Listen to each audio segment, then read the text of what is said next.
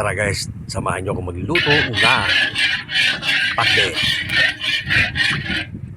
Pahinto tayo ng mantika, pinagyan natin ng bawang. Susunod na dyan ang sibuyas.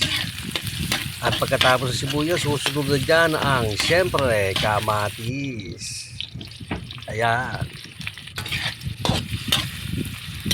So kaya halo-halo.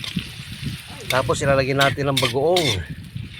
Masarap ang pakbet may bagoong alamang. Nilagyan ko ito ng bagoong alamang. Yan. Bagoong alamang. Bekos-bekos.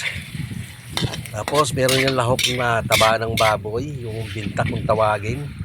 Ginagawang mantika. Lalagyan natin yan kasi pampasarap yun.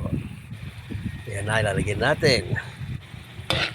Kapag magluluto kayo ng mga gulay-gulay, lalagyan nyo ng ganyan. Ang sarap. Ang sarap yan. Mekos-mekos muna. Pag medyo luto na yung yung taba ng baboy. Ayan, luto na nga, lalagyan na natin yan ang gulay. Lalagyan natin yung sari-saring gulay na yan. Yan ang pampakbet. Pero may naisip ako, guys, dahil may natira pa akong kangkong sa rep. Naisip ko na ihalo na rin yun kasi sayang, baka mabulok lang sa rep. Kaya ihalo natin, guys. Ihalo natin dito sa niluto natin pakbet. Saka guys, ito nilagyan ko rin ito ng bagoong isda. Konti lang nilagyan ko yan ng bagoong isda. Makikita nyo dyan. Reklamo pa mo eh. Ito na bago. Kasi bagoong isda nagdadagdag din yan ng sarap. Yan ang bagong isda, konti lang. Oops, tama na yan.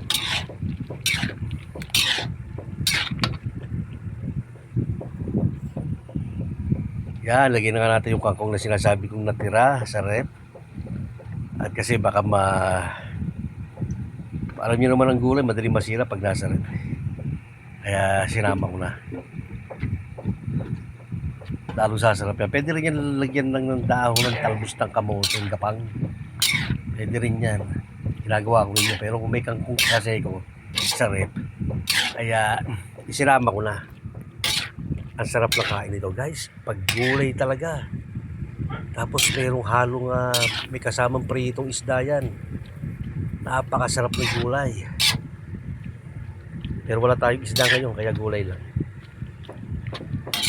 Ayan, guys. Bekos-bekos. Napakasarap yan. Kaya na nga, guys, luto na. At ako'y ginugutom na. Maraming salamat sa panonood.